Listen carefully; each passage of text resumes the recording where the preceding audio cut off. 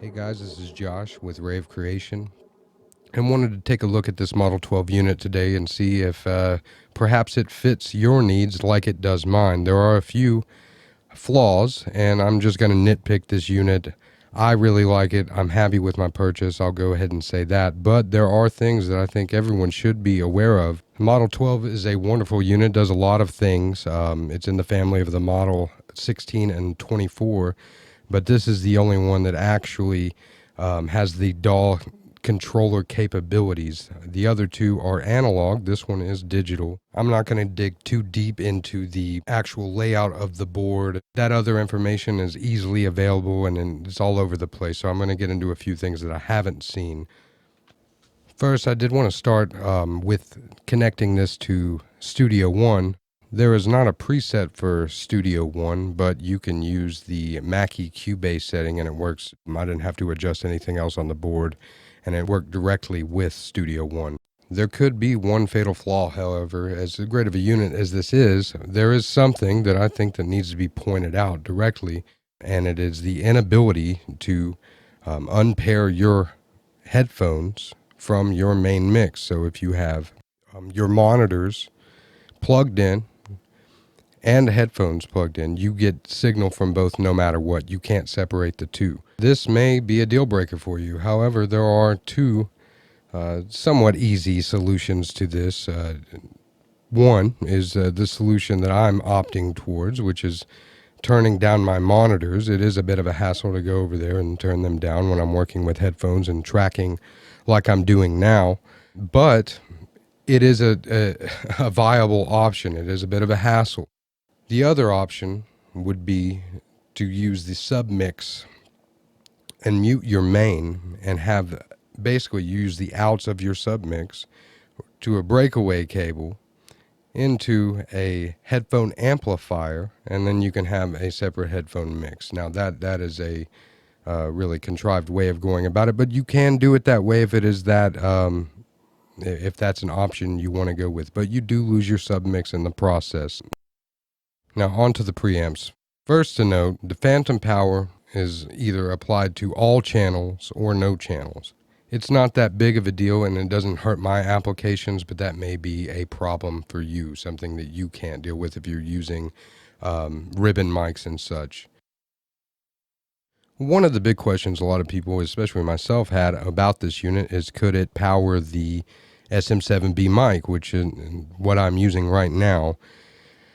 And it can power the SM7 mic as far as recording usable at about 70% on the gain knob at usable levels, and really about 85% is kind of the sweet spot I found. You don't want to go too much higher than that.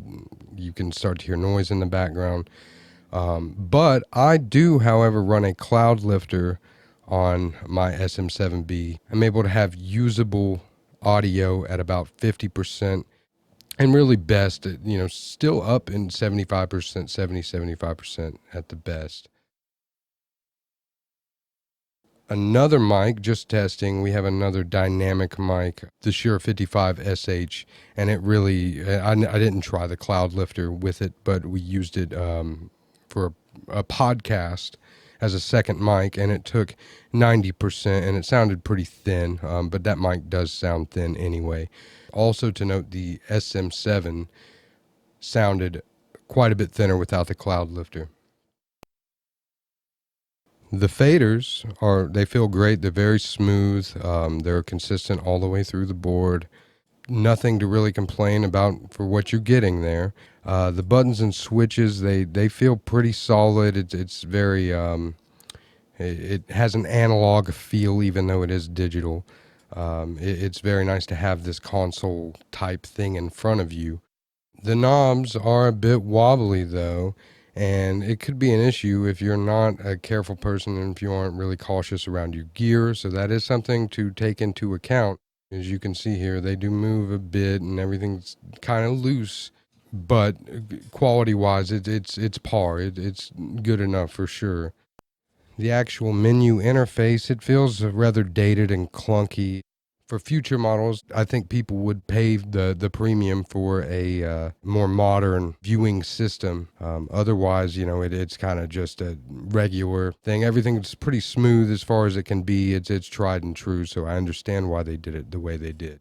If you were wondering, the sides are not real wood. It's not a big deal. They are either some plastic or aluminum. It didn't specify anywhere that I saw that it was or wasn't, but if you were wondering, no, it is not actual wood paneling on the side. Not too big of a deal. So it seems like I was pretty hard on this unit and kind of, really talked about a lot of negative things and nitpicked every bit of it. For me, it's exactly what I needed. As far as functionality, it inspires creativity.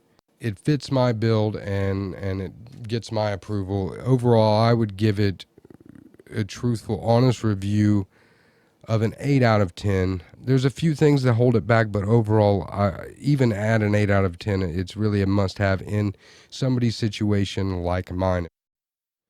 So I hope this answered any kind of weird questions you had about this unit. This is really the video I would have been looking for, so I hope it helps anybody else out there interested in this particular unit. If you like what we do, please like and subscribe. We regularly upload random covers that either people suggest or that we like ourselves. It's kind of in the meantime while we're working on our personal music, really trying to take it to the next level and take this rave creation idea as far as we possibly can. So on that note, don't do anything you don't want to do, and if it ain't fun, don't do it. Much love, everybody. Peace out.